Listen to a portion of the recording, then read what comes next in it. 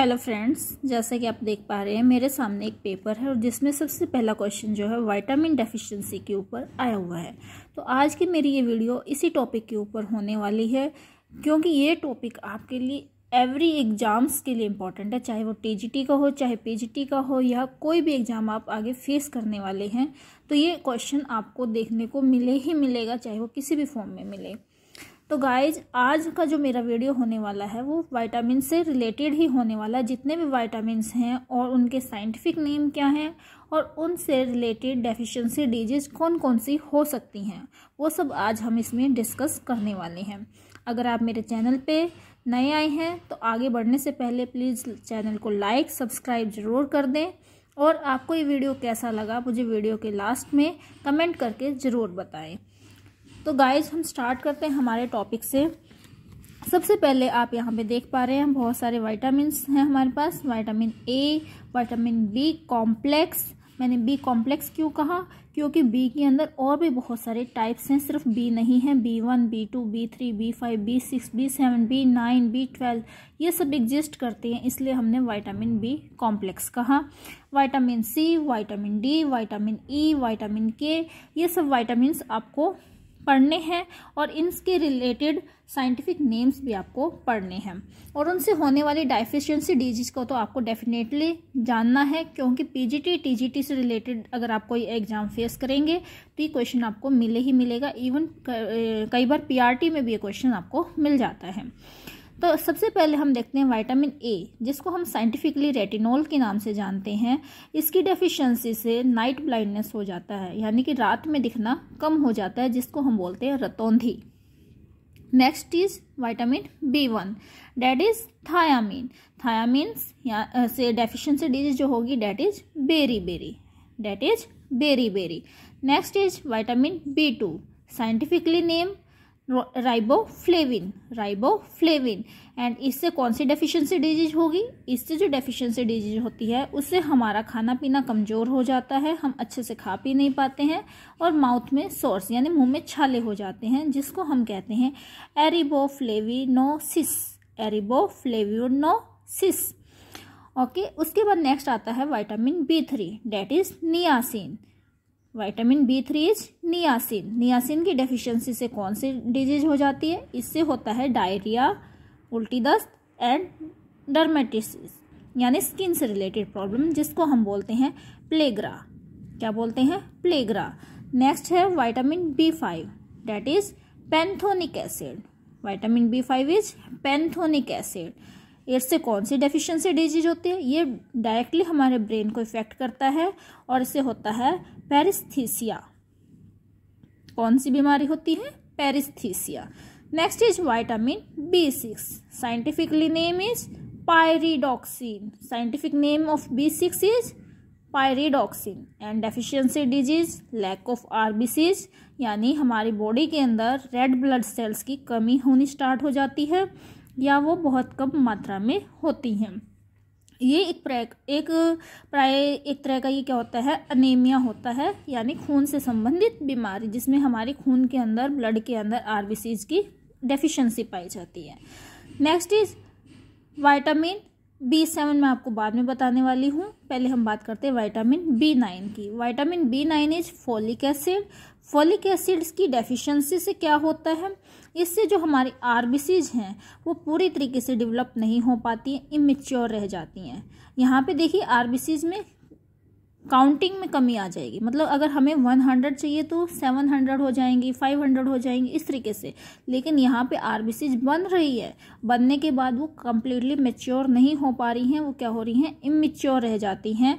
और ये कहाँ पे होती हैं? RBCs की जो ग्रोथ होती है वो बोन मैरोज के अंदर होती है, वो वहीं बनती है, इसलिए वहाँ पे वो क्या है? अगर इमेच्योर फॉर्म में रहती है तो किसकी वजह से हो रहा है? फोलिक एसिड की वजह से हो रहा है, जिसका नेम जो होता है इस अनीमिया का एक पर्टिकुलर नेम है, that is megaloblastic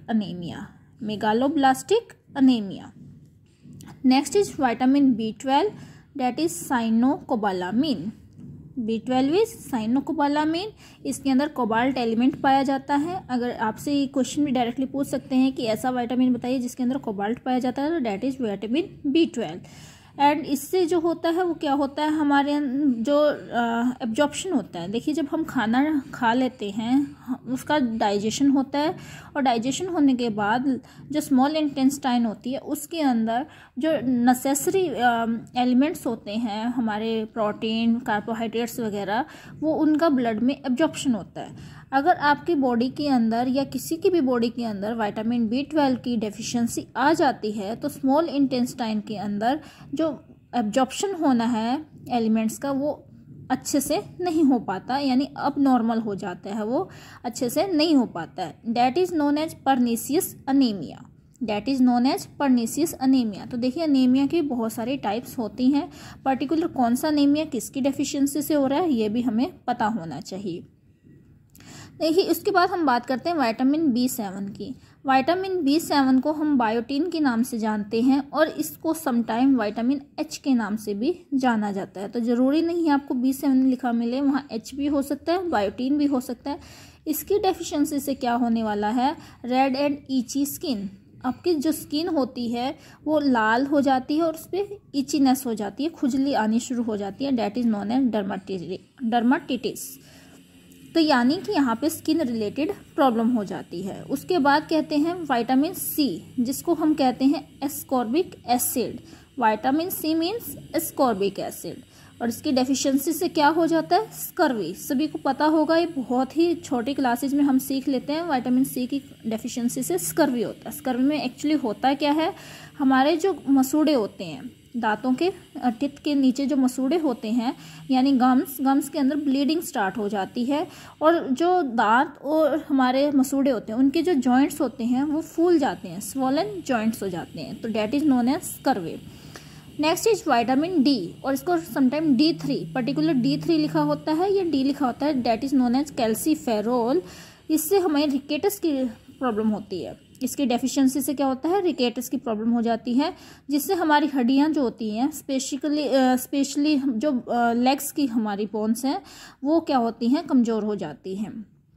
weakness of bone near joints, और ये ज़्यादातर बच्चों में देखने को पाया जाता है। उसके बाद vitamin E। Vitamin E is known as tocopherols. Vitamin E is known as tocopherol, and इसकी डेफिशिएंसी से होता है हीमोलिटिक अनीमिया। इसमें क्या होता है, जो आरबीसीज होता है, देखिए आरबीसीज का लाइफ टाइम होता है कि वो 120 डेज सर्वाइव करेंगी, कितना दिन उनका सेल चलेगा। लेकिन अगर 120 डेज से पहले ही उनका डिप्लेशन होना स्टार्ट हो जाता है तो बॉडी में हो जाता है हीमोलिटिक अनीमिया, यानी आरबीसीज बन रही हैं लेकिन वो मर भी क्या रही हैं, बहुत जल्दी रही हैं। तो that is faster depletion of RBCs from the body और known as haemolytic anaemia. That is caused by deficiency of vitamin E, tocopherol. And next is vitamin K, known as phylloquinone. इससे क्या होता है, इससे जो हमारी ब्लड क्लॉटिंग है वो बननी बंद हो जाती है या बहुत स्लो हो जाती है। देखिए जब चोट लगती है तो हम देखते हैं हमारी कोई भी फिंगर पे या कहीं भी छोटा सा कट लग जाता है तो थोड़ी देर ब्लड आता है, उसके बाद उसके ऊपर येलो एक ट्रांसपेरेंट सा सब्सटेंस जमा होना शुरू हो जाता है। That is known as blood clotting. लेकिन अगर बॉडी के अंदर विटामिन K की डेफिशिएंसी है तो ब्लड क्लॉटिंग नहीं बनेगी और ब्लीडिंग जो है वो चलती रहेगी, धीरे धीरे ब्लीडिंग, खून वहाँ से निकलता रहेगा। तो यहाँ पे क्या हो जाता है, irregular and slow blood bleeding and clotting, यानी ब्लीडिंग डायथिसिस हो जाता है।